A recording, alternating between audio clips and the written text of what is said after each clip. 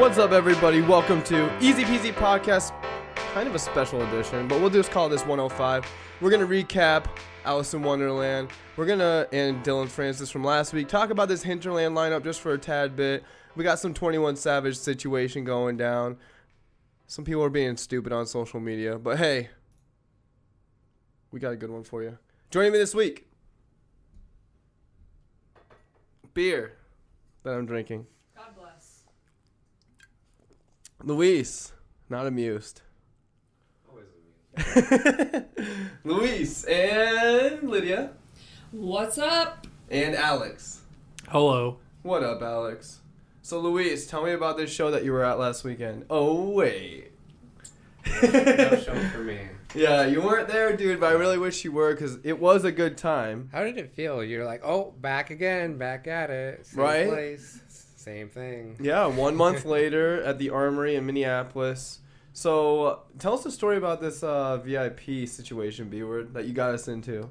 So I talked to some people, or I'd heard from some people that gone to Armory shows, that if you're going to go to an Armory show, spring for a little bit extra and get the what they call premium experience. So it's like a balcony booth spot. So I emailed them about it like a week before the show, and they told me it was going to be like $100 per person more. So I was like, yeah, no, I'm good on that. And then Cassie and I were driving from La Crosse to the show, and the GA had sold out, and they're like, hey, does everybody have GA tickets? And we're like, yeah. Like, all right, $20 a person gets you a booth. I was like, Boom. okay, cool. And then we had to spend $300 in drinks. So I called everybody while I was driving and was like, should we do this? Yeah. And that's what we did. Yeah, so $200 total compared to what it was going to be $1,000.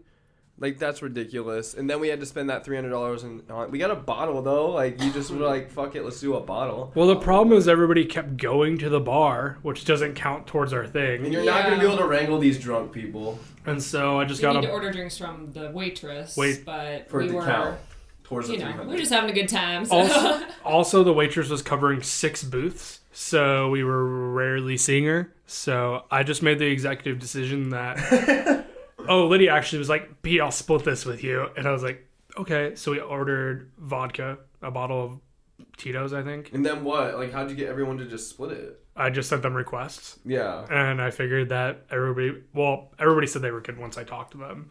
But yeah. I'm usually Alex's PR person, so basically how it goes is, Alex, you made the decision, actually.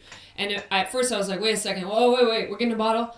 How are we going to deal with this? I was like, oh, this actually makes perfect sense, because there's no way we're going to spend the $300 with everyone as messed up as they are going back and forth. Some people ordering from the ladies, some people, it'll just end up in disaster. So basically, Alex places the order, and I immediately in PR, I'm like, hey, this is a great idea. We're going to definitely get to our $300 max. Everyone Venmo Alex right away. Everyone's like, yeah, great idea. So It all worked out. It did all work It was out. a good idea. Can you hear me on my phone? So, what did you think about the show overall? Let's get into that, because we've already talked ad nauseum about the Armory, especially before, after Snowda. What do you think about the show, Alex? The show was good. They made a huge mistake on advertising the length of the show.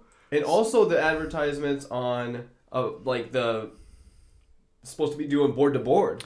Yeah, that's Jack Trash. That's Sim Shows is his show company. So, summer setup failed for a reason. So, Oh my God! but Shots fired! they advertised it from 8 to 2.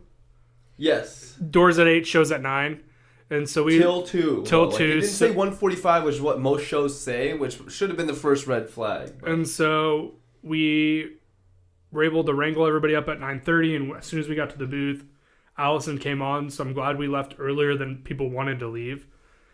And then Alison played for an hour? Yeah, so she was great, and she played for an hour, and it was fun, but I think what was lacking definitely is it's I don't know what they're doing in other cities, but for our experience, when going into it, I'm thinking these guys are going to do at least half hour at the least together on some mashup, really hyphy stuff. You know, they're both very hyphy artists, right? So I'm thinking like this is just going to be pure energy, like from start to finish.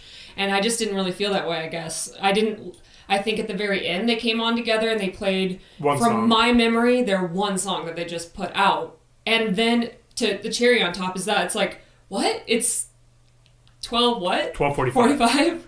Like probably not even when they were concluding. It was probably 12:45 when we walked out. You know, because we sat there, we thought maybe this was like a encore type situation, and you could see that everyone else, the energy in the room was like, it was like they what? sucked the oxygen out of the room, and the lights went on. When the lights went on is when everyone was like, Jesus, fuck no! It was like, it looked like they're gonna riot downstairs, because we were up on that booth having our pinkies out. Also, it was a 30-minute changeover between Alison and Dillon. Yeah, super weird. When do you ever have to do a 30-minute changeover between two DJs? That's like some hardcore orchestral type thing going on. That is not like two EDM acts, right? Like, is that how you guys feel? I just felt like it wasn't as much energy as I wanted. Did I think they were bad? Absolutely not. Was it fun? Yes. It was fun. We had a great time. Definitely happy that we had the booth ended up working out because the floor was packed. I went down there a couple times with Mitch, went down there with Shaun another time towards the end of the night and had a good time. But don't recall that situation, but I guess oh no, I do remember. Okay. It was very packed. I had a great time, but overall I thought that they left people kind of wanting a little more. I thought that they would do a little bit more high energy stuff together. I thought, you know, it's an EDM show. We're paying quite a bit of money. I mean, the ticket wasn't cheap. It's going to go late. It's going to go. And we didn't even get the worst of it because a lot of people got stuck in lines. They had traveled. They got stuck in the GA line. They got stuck in the VIP line. So really, we were the lucky ones. Yeah, a lot of people that I saw were complaining that they got in 5 minutes, 10 minutes before Alison finished. Right, yeah. So because there's so many complaints, so I have it here up on the video wall. Like, there's so many complaints. You might have missed a good one, Luis. Like, we had a great time together, of course, but you know. There was a lot of issues with the show, but the fact that we had an awesome crew there and the after party was a ton of fun. Everyone just really was connecting and talking the whole time, like getting down dirty to like some really good music too. But so Jack Trash, yeah, just like Alex had alluded to at the top of the shows, he used to be like media and artist relations for Somerset. He was part owner, I think, actually too. I'm not 100% sure. He helped run the festival. Right, yeah, he did artist relations, which actually worked out really well because now he has this company to help produce these shows. But he wrote this like extremely verbose, like we're talking like a whole wall of text. It takes up the entire monitor here.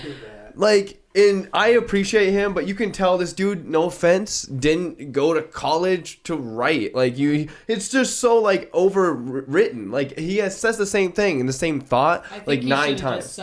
He should have just gotten to the point real quick in a couple of sentences and just apologized and let that be the end of it. And the long-winded apology actually made me feel worse the next day. I was like, wait a second, yeah, I am fucking mad about this. Right. I'm with Lydia because I will say, like, Alison killed it for me. Like, she did such a great job. She was tons of fun to like be around. Like, her music, she had all the hits. She played high. That's obviously all I really, really wanted, but she has some other good tracks. And then, that changeover just murdered the entire room. Like, people were just like over it. And then Dillon Francis, man, what was up with him? He was like killer at Forest in 2017. Like, I felt like. I remember that set. It was nice. It was Sunday night closing out Forest. It's fun. I still stayed up. Like, I usually go home early. I don't even see like the full set for the closer. But dude, yeah, it was still a really good show though. Anything else? Any other comments on anything? I mean, we could read through some of these comments and like just to give you some insight, I guess. Let's see if I can find a couple. In summary, I mean, the main thing I saw is like people struggled for an hour and a half in negative degree weather standing in GA lines. Thank you for bringing that back up because I do want to say, Alex, real quick, is that my coworker was there. He and his girlfriend walked with us to the event. Obviously, we had a separate entrance as we had the VIP. He and her, not a because they didn't assume that they would be waiting outside, and if they were, not that long, they waited outside, and he said they got in right as soon as Alison started, which is a very, very good thing compared to other people. Like, we got there at 9:50. I remember looking at my phone, and she went on at like 9:55. Like, we basically had no time. I barely got 2 beers from the bar because, like Lydia was saying, people were ordering from the bar when they shouldn't have been. But yeah, what do you think about the sets overall, though? Real quick, I enjoyed it. I don't think I watched a ton of Dillon's set. Yeah, like I think we all just kind of were pretty lit by that point, and we nursed the bottle. We sat in the booth and talked and watched some of it. But I do have something else to say. We were all, like, literally all of us were out front, like, on the banister or on the balcony dancing. And I look over and some drunk dude wanders up to our bottle service area and, like, takes a seat practically. I had already kicked him out once. Yeah. And then I ran up. Well, we had left our bottle, so I ran up. I'm like, I went up and grabbed the bottle and, like, made sure nobody saw me carrying the bottle back to the balcony. How like, does Alex kick a person out? I was just as nice as you are. I just walked up and I was like, "Hey, man, do you belong here?" And he's like, "I don't think so." I was like, "Yeah, I'm gonna like this is our stuff up here. I'm gonna need you to leave." And he was like, "Oh, okay." Yeah, and then I wandered away. He was just probably avoiding. It might have been. I think it was the same guy because when I said like, "Hey guys, I brought this bottle up for us because of this dude." Man. I will say the show left me wanting a little bit more, but overall that was a really fun experience up there, and definitely kind of has me sold. If there's ever another like really good show, someone I really care about, I would be willing to pay the extra money because that was a cool experience. So much room, and even sitting down, we could, at least from where we were, we could see the stage like directly. You could even just sit and chill, and you could have an amazing time. Yeah. So that was cool. For my old bones, that was nice. Like the older I get, the more I'm willing to like spend a little more for a little bit more comfort. Yeah, I really thought it was worth the money. For sure. Maybe next time. I did not plan to spend that much money, but it was totally worth it. I agree with Lynn. And so let's move on because we don't have too much time tonight. We're about to gear up for Emo Nite, so let's talk about Emo Nite. Talk about the infamous can. So they have these balloons at Emo Nite, right? Where you just put up, it has like Emo Nite, you're not wanted here. I don't even know what it says. It's sad as fuck. Sad as fuck. That's what it says. And Black a tombstone. balloon. Yeah. And we were drunk, and there was a bunch of those around because we put them up because we got the free entry. We got a buddy. And we put them on this like PBR can. And initially, there was just to have like a friend to float with you, you know, like a little PBR can floating next to you. It'd be kind of funny.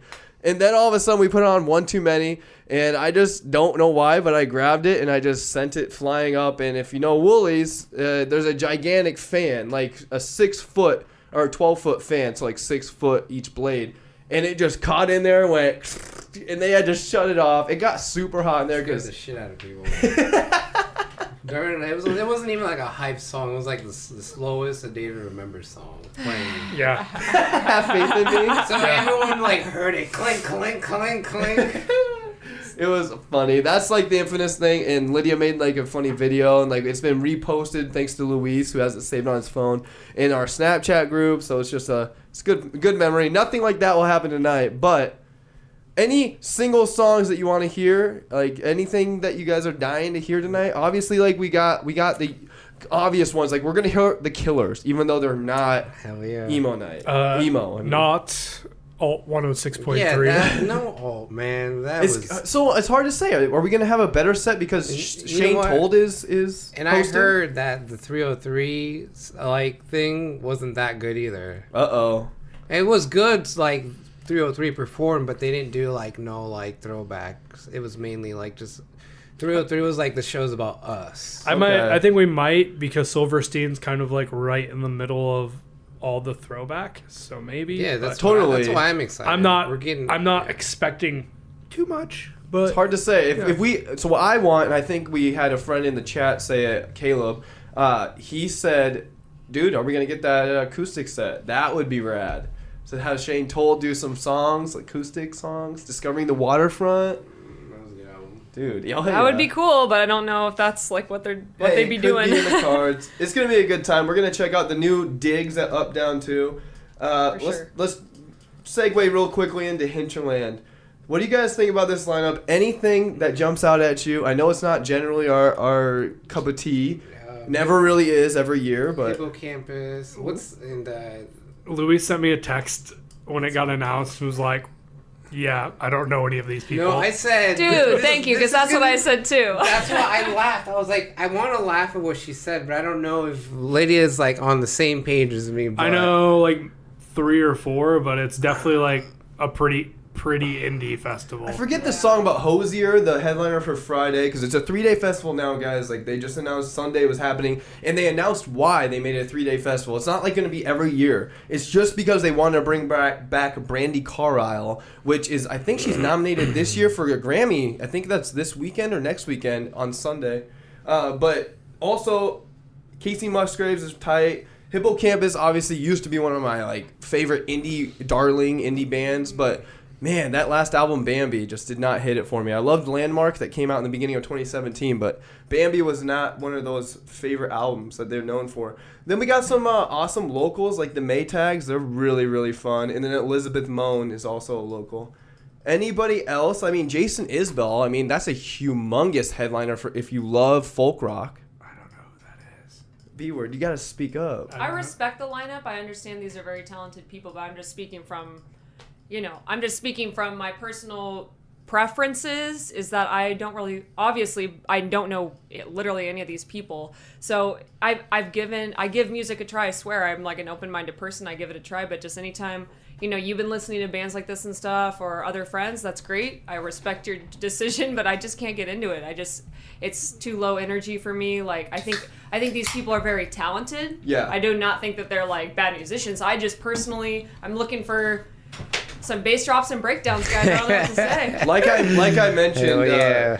Brandi Carlile and I think Casey Musgraves are both nominated for Grammys this year. So they are very talented and good on Hinterland, always bringing in a different music festival. Like, thank you. Like, it doesn't have to be all 80-35s, like what they're known for, their cup of tea, which is a lot of local acts and big rap acts and big indie alternative. You're doing a folk festival. I mean, this is something that people are traveling across the world for because of the limitations folk rock usually has. I mean, no offense, but it doesn't sell tickets. I mean, that's why Bass Nectar's on every music festival lineup for six different genres.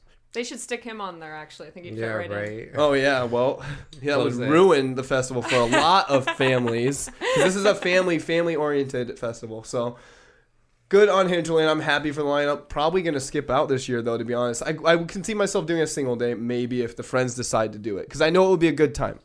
My bachelorette party might end up being that weekend. I hope that if it all works out, beautifully for everyone, it won't, because I want Madison. So you're going to celebrate at Hinterland? Perfect. Literally the most perfect thing for Lydia. So let's jump into this 21 Savage. What is going on? Maybe Alice can shed some light on this whole situation. All I know is I've had it up to here with Trump, so I directly blame him. All right. 21 Savage, Atlanta mumble rapper, hip hop heads. How dare you? On Reddit lost their mind when they found out that he was arrested by ICE in a targeted arrest because he actually is from the UK and overstayed his visa that expired when he was 13. His name is Abraham Joseph. It's like Mr. Abraham Joseph. Like, that's his last name, I should say. So his first name's like Shaw something. Shaw, yeah. Yeah, it's like Shaw, yeah. So he overstayed his visa, which, I mean, at 12, not necessarily his fault. That just means his parents stayed and he stayed with them. But he has a brother in the UK still.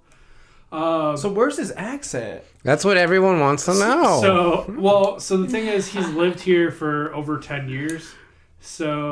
But they've dug into this and they're like, oh, he does enunciate and pronounce different words, kind of weird. So we had hints, but essentially people are now saying like they shouldn't deport him, but he's in jail waiting deportation because they're separating from his 3 kids, which that's terrible, but he's a millionaire, so I'm sure that his kids with dual British citizenship will be fine. They have dual British? Well, if he's British and they're born in the United States, they have dual citizenship. Oh, interesting. Does Great Britain honor that, though? Because not all countries honor that the way the United States does. They honor it because it's... Because we're allies, motherfucker. Well, a lot of people is like, you can get citizenship if your grandparents down are from that country. So, yeah, so everybody's losing their collective mind.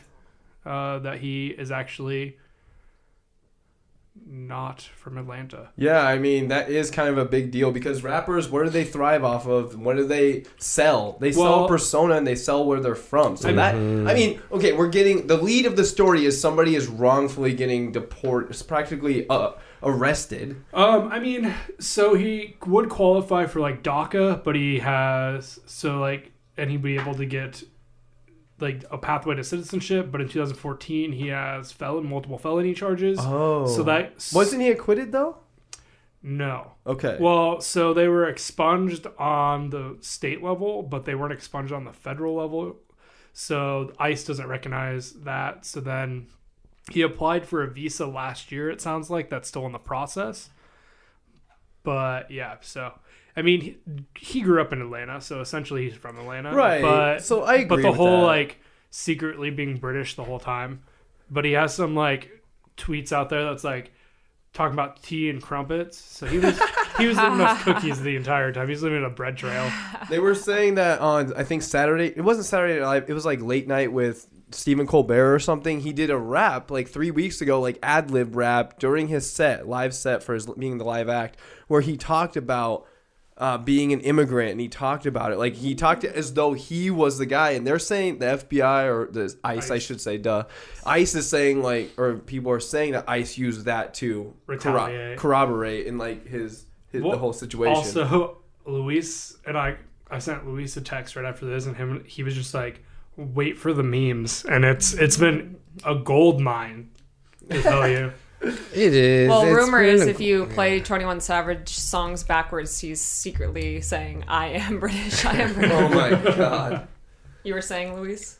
Well, I don't know. I mean, are you a fan of him? A little bit, not much. Because you can't barely hear him. You can't understand. Yeah. But he's got some bangers. Post Malone loves him. But, I mean, I'm sure he's very successful. He knows what he's doing. More of his team knows what he's doing for him. But I know he gives back to his community. He's got his 21 bank thing going on where he gives money back to kids trying to start a bank account, savings, that kind of stuff. So he does a lot. Wow, He does a lot for in Atlanta. his community. He gives school supplies to a bunch of schools in his hometown. That means he's a smart accountant, because that means the accountant's saying, if you don't spend this money or give this money away, then the government's gonna take it. Yeah, he's got a good, smart team behind him, but he's nominated for a Grammy. And he can't go to the Grammys. Oh, bummer! Because he's in jail. Why is he still in jail? Because you're held in jail until you have a deportation trial. So wow, I don't think his career is over. He might have to get grimy, but that's about it. Lydia sent me a video on Facebook today that was like the UK when they get 21 Savage back, and it's just like the royal family just dancing like crazy, like. Queen Elizabeth is walking down. She's like shaking her hips at 99. It must be, and then they have a 21 Savage song playing, obviously, in the background. Yeah. It must be like some show or impersonators or whatever, because it looks a lot like them, but obviously it's not them. But yeah, they're like in the Catholic church, and they're like all breaking it down, like dancing like they're in the club and stuff. It was really funny. I saw one with the whole royal family, and they all have waves, like waves in their hair. Well, we only have a few more minutes left. What do you guys want to chat about now? We got a couple last things we can talk about. Tell me about the Sunny D. What is up with this tweet, okay? So this is a tweet that is, look at this, 337,000 likes, 148,000 retweets, which is insane. And this was published on February 3rd at 8:24 p.m. So that's Sunday night, prime time to say something like this. If you're Lydia, I can't do this anymore. She really hates Sunday nights because those Monday mornings come in quick. Coming in hot. Sunny Delight, if you recall, it's this awful, garbage, shitty, disgusting, sugary drink that these kids drink, and it's legit trash. It's really recalled?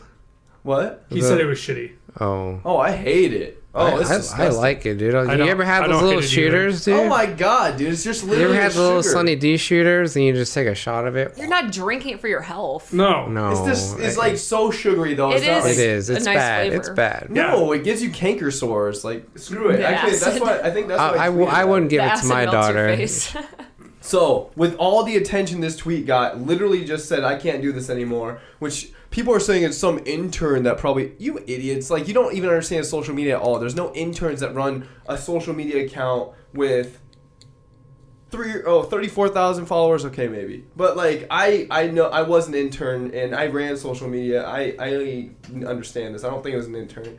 So, but this got so much attention. February 4th, like it got picked up clearly on that next Monday. What'd Moon Pie say? Moon Pie's like, what's going on, Sonny? And it's like written out with no punctuation, no capitalization. Mood last night, period. All good, MP. Thanks for checking in. I love you. It keeps going. Pornhub even has to chime in. Can I offer you a tissue? Hold on. How disgusting. Can I go on a Pornhub tangent real fast?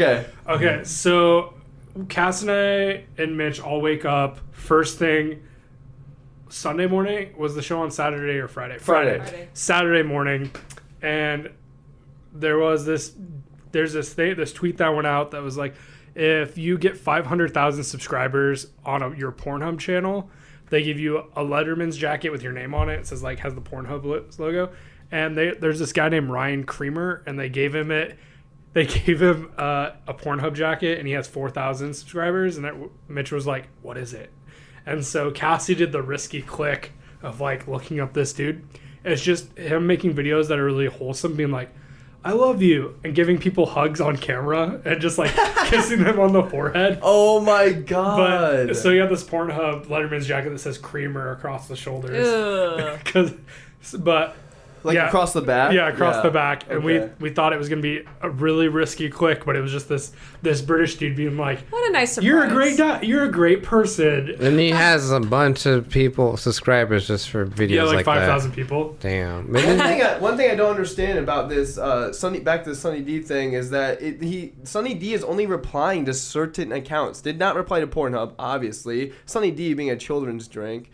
Didn't reply to Wikipedia, even though Wikipedia's reply is pretty tight. Hey, you okay? Got a 1,400 word article on puppies with your name on it, buddy. And then it's like just the Wikipedia page for puppies. What a weird time to be alive. That's what I'm saying. So Crest, this is my favorite reply ever. So Crest does sad face, heartbroken. Oh, this is sad. Oh wait, somebody was supposed to reply. Oh, here it is. Sorry, but you and Crest were never meant to be a couple. Because it's so much sugary drink. Like, come on. I think it's clever. I think it's funny. Uber Eats on here. Glad to hear that when Sunny D says, I'm okay. It's one of those things that, like, this is just free marketing for Sunny D and any company that tweets and Sunny D replies, free marketing. I wish Wendy's would have replied. I'm sure they did. Jackbox did. Times are rough, but I got something that'll cheer you up, and it's just literally an advertisement. Super Jacked Monday box, and it's a link to their page to buy. This ain't the time. I hate everything about this. Yes, that's like DoorDash. So it's not even Jack in the Box only. It's to deliver Jack in the Box to your house. Wow. How insensitive. That's what I'm saying. They're using this freaking tweet that blew up to their advantage. Disgusting. What do you guys think about the age of social media like this? What are you guys gonna... I mean, we see the Wendy's ones, the Wendy's and Burger King going at it. We see the McDonald's one, and then Burger King or somebody lighting them on fire. I think it's hilarious. I think it's. I'm not really on Twitter that much, but now and again I'll see, reposted kind of memes, if you will, like on Instagram and Facebook of just some of the replies that go on, and I mean, I'm all for it. It seems great. I mean, from a marketing standpoint, I think it's a very interesting evolution of advertising. Well, let's go ahead and cap off the show because we got to get to that new up-down. Check out the new digs. $2 pizza until 8 p.m. even though we just ate a shit ton of big tomatoes. Definitely better pizza that we had. Oh, yeah. But they also told me that the first 100 people that get into the place tonight get free 20 points. Yeah. So that's going to be pretty awesome. All right, guys, thank you for joining me and my friends on EZPZ Podcast. You can find EZPZ on everything. You can find me at Shaun S. Johnson on everything. Just look at your screens to get all that. Alex, where can they find you? Alex B. Word on Instagram. Yes, sir. Luis? You find me on Instagram, Licea. Luis _Licea? Luis _Licea. Luis _Licea, Licea. Thank you. Liz. You can find me on Instagram at LYDDZ. That's Lids. And there's also this completely unaffiliated mystery account that has caught my attention recently that is kind of funny, at The Retired Human on Instagram. The Retired Human. Thank you again for joining us for a quick, fun, easy-peasy podcast with some beers. Cheers, fam. Cheers. Cheers. Cheers Clink, over clink, here. clink, Clink, clink. Yep. We out. Peace.